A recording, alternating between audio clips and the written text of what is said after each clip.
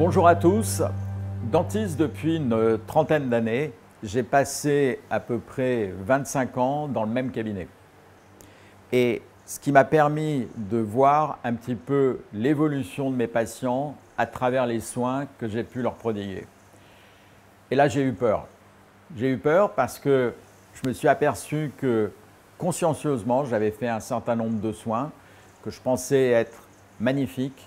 Et avec le temps, je me suis aperçu que malgré tous les soins que j'avais pu prodiguer, les choses peu à peu se dégradaient.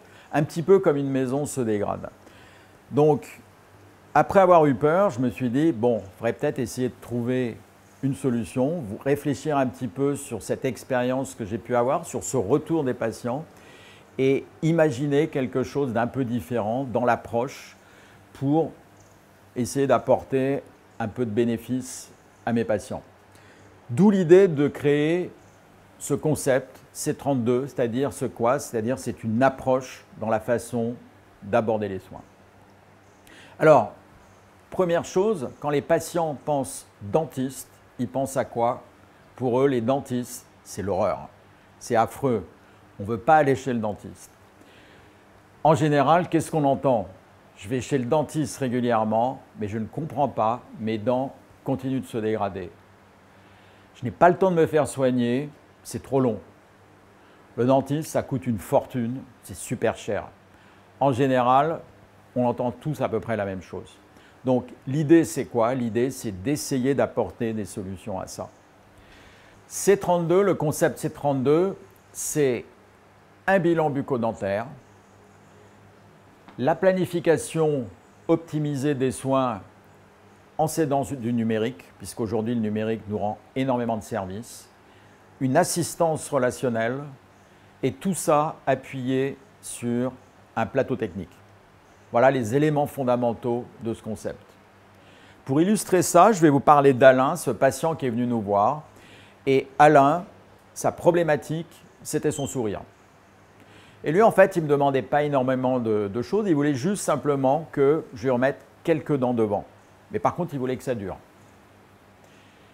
Il a fallu expliquer à Alain que les problèmes étaient peut-être un peu au-delà de ce qu'il pensait.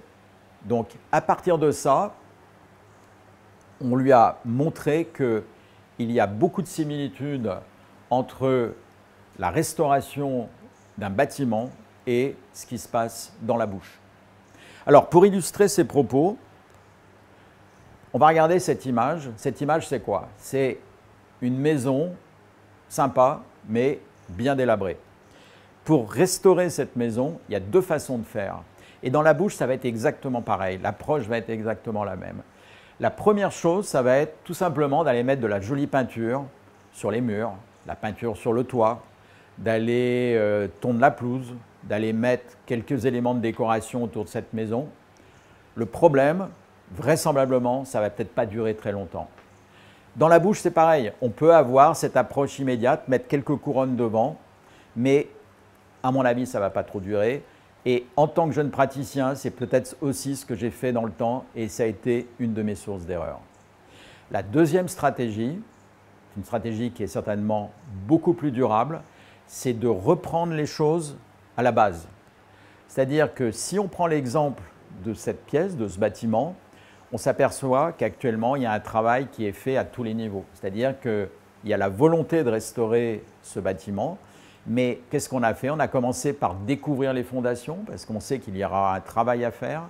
On a poursuivi ensuite par les murs. On a enlevé tout ce qui n'était pas bon sur les murs, et on aperçoit le toit, et on comprend tout de suite qu'on va avoir du travail à faire sur ces trois niveaux, fondation, mur et toit. Regardons maintenant une mâchoire. En fait, beaucoup de similitudes entre la mâchoire et une maison et un bâtiment.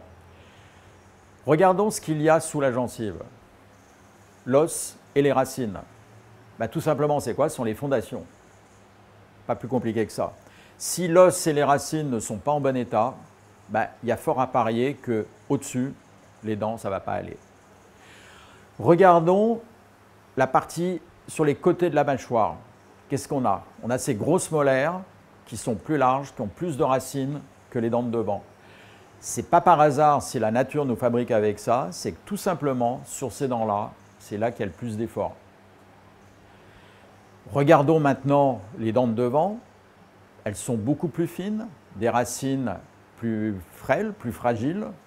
Donc ça veut dire quoi? Ça veut dire qu'on comprend tout de suite que pour que ces dents de devant restent en bon état, il faut absolument que les fondations soient en bon état et que les molaires derrière remplissent leur rôle. Analysons un petit peu plus en détail. Concentrons-nous sur une dent. Une dent, finalement, on peut appeler ça une image fractale, c'est-à-dire qu'à l'échelle de la dent, on va retrouver également tous ces éléments-là. La dent, elle a ses propres racines, donc ses fondations, mais elle a aussi la partie supérieure, l'émail. L'émail, c'est quoi? C'est un petit peu comme le toit de la maison. On a sous l'émail la dentine. La dentine, en fait, ça soutient l'émail. Et la dentine, ça peut être assimilé à la charpente de la maison. Et puis au centre, on a le nerf. Le nerf, c'est tout simplement la vie, c'est l'espace vie. La vie, pour qu'elle dure, il faut la protéger.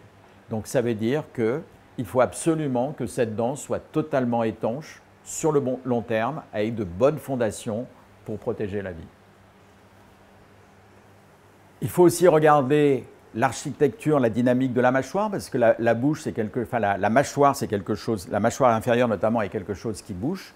Et là aussi, il y a des similitudes avec ce qu'on peut retrouver ailleurs, avec les outils par exemple. Là, je prends l'image de ce casse-noix avec l'image de la mandibule. Et sur le casse-noix, qu'est-ce qu'on a? On a un axe de rotation proche duquel on va mettre la noix qu'on veut casser. Pourquoi? Parce que c'est là où on a le plus d'efforts. Et quand on regarde bien la dynamique de la bouche, l'architecture de la bouche, on s'aperçoit que la nature fait très bien son travail. Pourquoi? Parce qu'elle nous met, elle positionne les molaires sur la partie postérieure de la mandibule. Pourquoi? Parce que c'est là que les efforts sont les plus importants. Et quand on regarde cette image, c'est extrêmement révélateur. Pourquoi? Parce que si on a un problème sur les dents antérieures et qu'on n'a pas assuré les dents postérieures en les renforçant, en les remplaçant si nécessaire, en les soignant si nécessaire, ça finalement, on va travailler devant, mais on ne va pas pouvoir obtenir un résultat durable. Donc, comment répondre à toutes ces problématiques? Il va falloir s'appuyer sur une checklist. Et le premier élément, c'est le bilan bucco-dentaire, donc qui est cette approche globale qui va permettre de résoudre et de donner des clés pour soigner dans des conditions appropriées. Donc, ce bilan bucco-dentaire, ça permet quoi? Ça nous permet une analyse immédiate de l'ensemble du travail à effectuer. Ça nous permet de planifier les soins à effectuer. Ça permet de séquencer le travail et de regrouper les actes afin de gagner en rapidité. Également, chose fondamentale, pour faire ça dans de bonnes conditions, on a besoin de s'appuyer sur un plateau technique approprié. Premier élément, il va falloir pouvoir écrire ce que l'on a besoin de faire. Donc, on a besoin de logiciels spécifiques. Donc, aujourd'hui, c'est très courant dans les cabinets dentaires. On a des logiciels qui nous permettent de planifier les actes, c'est-à-dire que ça nous permet de reproduire un petit peu ce que l'on voit dans la bouche et d'écrire nos plans de traitement. Mais c'est une aide qui est extrêmement importante. Ensuite, nous allons avoir besoin d'un scanner. Alors, pourquoi un scanner est un élément fondamental? Un scanner, en fait, il faut comprendre que c'est une radio en 3 dimensions. Et un scanner, ça nous permet d'aller voir à travers l'os. C'est un outil de diagnostic incontournable et c'est ce qui nous va nous donner la meilleure précision sur les éléments qui ne sont pas visibles dans la bouche.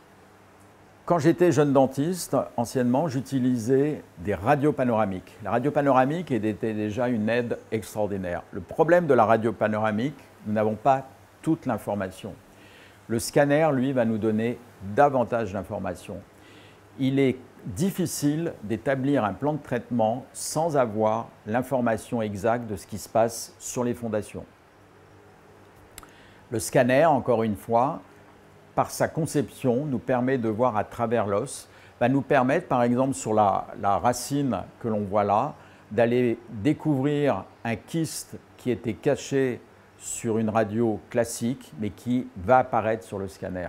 Donc ça veut dire quoi? Ça veut dire que si j'avais eu l'intention d'utiliser cette dent comme elle est là, en fait, j'aurais certainement fait une erreur. Ce sont des erreurs que j'ai fait couramment dans le passé. Pourquoi? Parce que tout simplement, je n'avais pas suffisamment d'informations. Donc vous voyez ici, on voit très bien ce kyste qui est sur le scanner, que l'on voit sur la coupe scanner, mais qui n'apparaît pas sur la radio panoramique. Suivant. Alors, une fois qu'on a toutes ces informations-là, ça va nous permettre d'entreprendre notre plan de traitement. Et on va l'entreprendre avec la logique du bâtiment, c'est-à-dire qu'on va commencer par les fondations. Donc, les fondations, encore une fois, on a dit que c'était l'os et les gencives. Ça va permettre déjà de travailler sur les gencives. Donc, première chose, s'il y a un problème sur les gencives, on va faire des soins sur les gencives. S'il y a des dents à extraire, également, on va extraire ces dents. Suivant. Ça va nous permettre de traiter, si on voit des kystes, comme je vous ai montré sur la radio, sur la coupe scanner tout à l'heure, s'il y a un kyste, on va le traiter soit par un traitement canalaire, soit par l'extraction de la dent. Mais ça va nous permettre d'avoir toutes ces informations. On va pouvoir faire de la reconstruction osseuse si nécessaire.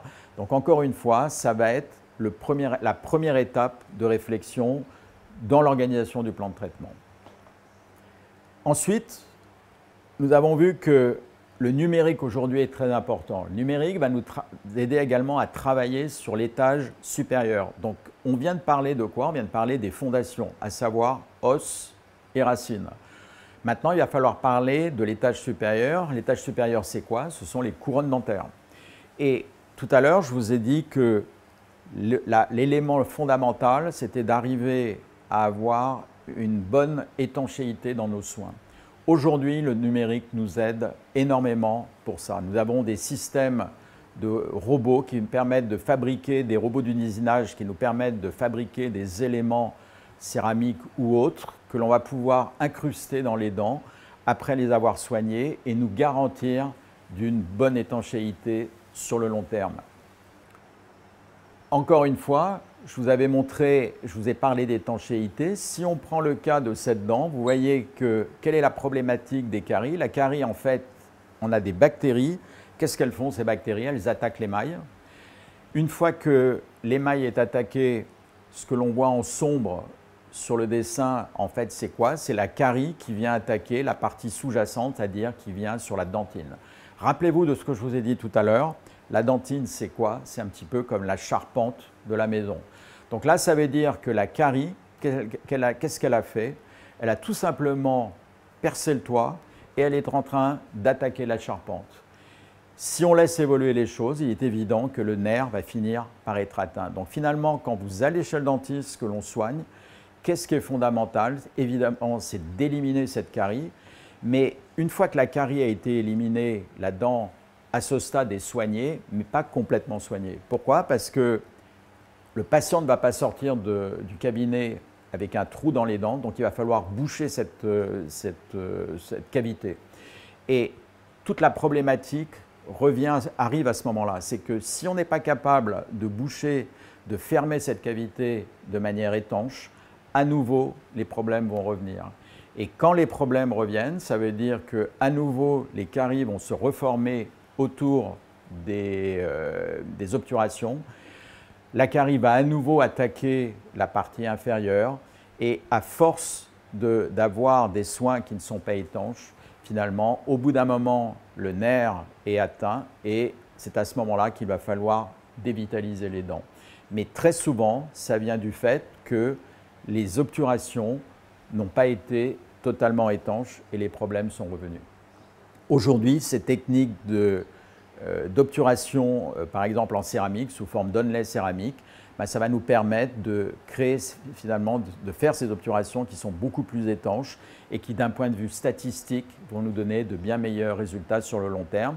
Et il est évident que tous ces robots d'usinage, toutes ces techniques d'usinage, qui en plus sont très souvent, quand on peut les faire au cabinet pour le patient, c'est beaucoup plus souple, si vous voulez. Donc du coup, ça va apporter un énorme bénéfice.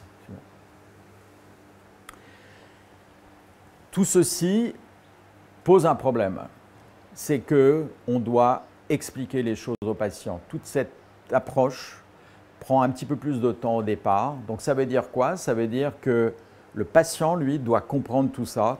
Et dans nos professions, on a parfois du mal à communiquer. Donc ça veut dire que le praticien lui-même doit avoir une aide. Et son aide, il doit avoir un service administratif qui lui permette de donner un relais à ses explications à travers ses assistantes et qui vont pouvoir reprendre les explications du dentiste. Donc dans la chaîne de réalisation de ces plans de traitement, la partie administrative et explication est extrêmement importante. Okay. Donc, en suivant cette logique-là, Alain, qui est venu nous voir dans la position où il était, d'accord, avec les dents telles qu'il les avait, aujourd'hui, Alain, on a pu lui apporter ce sourire. Donc, qu'est-ce qu'on va voir, qu'est-ce qu'on peut observer sur ce sourire? Ben, finalement, le contrat a été rempli parce qu'on a répondu à sa demande immédiate, à savoir, il voulait retrouver des dents. Mais le problème n'est pas simplement d'aller remettre des dents, le problème est surtout de remettre des dents, de reconstruire la bouche, mais d'essayer de le faire de manière la plus durable possible. Et donc, quand on regarde sa photo, on voit deux choses. On a répondu à sa demande. Pourquoi? Parce qu'il a les dents antérieures, il a retrouvé son sourire. Mais si on observe bien, derrière, il y a des dents qui servent d'appui pour protéger les dents antérieures. Donc, encore une fois, sans cette analyse globale de la reconstruction de la bouche, on risque de ne pas avoir le résultat escompté. Donc finalement, quel est l'avantage de cette façon de procéder? Ben, ça nous permet déjà de diminuer les coûts sur le long terme. Pourquoi? Parce que tout patient qui arrive doit être traité avec cette vision. Ça veut dire que d'emblée, on essaye de systématiser tous les problèmes. Ça va nous permettre de planifier les coûts, puisqu'en fait, on va séquencer le plan de travail sur le long terme et du coup, le patient va pouvoir avoir une idée exacte de la façon dont on va le traiter. Il va avoir une idée exacte du coût que cela peut engendrer et il va pouvoir s'adapter au traitement envisagé. En fait, on est exactement dans la logique d'un pilote d'avion, c'est-à-dire que nous devons faire une checklist. Cette checklist, en fait, c'est une approche générale et ça, c'est valable quel que soit le type de soin. Que le patient vienne pour une simple carie, une dent absente ou une reconstruction complète, comme on l'a vu pour Alain, la logique, c'est toujours la même. C'est-à-dire que, encore une fois, on doit partir des fondations, on doit passer aux étages supérieurs, on ne doit pas négliger la partie postérieure des dents sur laquelle il y a des appuis, mais qui finalement protègent la partie antérieure. En pratiquant ce type de soins, nous avons de meilleurs résultats dans nos traitements. L'objectif, c'est quoi? C'est d'essayer d'augmenter la probabilité de résultat. Nous travaillons sur de la matière vivante, c'est toujours très complexe, mais encore une fois, il faut essayer d'avoir les meilleures probabilités de résultat. On est exactement dans la logique du bâtiment. Avant d'aller restaurer le toit de la maison, on regarde d'abord si les fondations, si les murs sont en bon état. Donc, l'idée à travers tout ça, c'est d'essayer d'apporter davantage de confort à nos patients, de faire en sorte que leur vision de la dentisterie change. Il faut voir qu'il y a beaucoup de gens qui vont de cabinet en cabinet, qui font beaucoup de soins dentaires et qui, avec le temps, malgré tout, ont la bouche qui se dégrade. Et il faut essayer d'apporter une réponse à ces problématiques-là. Notre objectif, finalement, c'est ça, c'est notre récompense, c'est le sourire de cette patiente.